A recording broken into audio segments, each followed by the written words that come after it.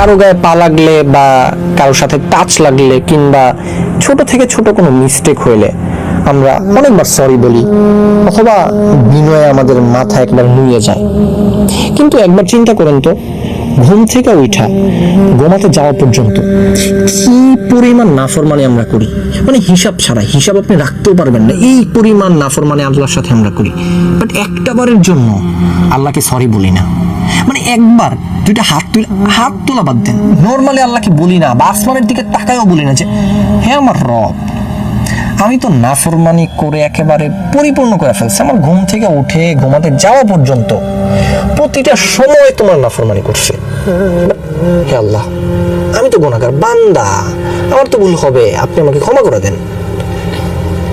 আল্লাহ ভাই বসে আছে আপনাকে ক্ষমা করার জন্য, বাট আপনি চাচ্ছেন না। আল্লাহ কোরআনে বলছে লা তাকনাতু মির রাহমাতিল্লাহ, আমার রহমতের ব্যাপার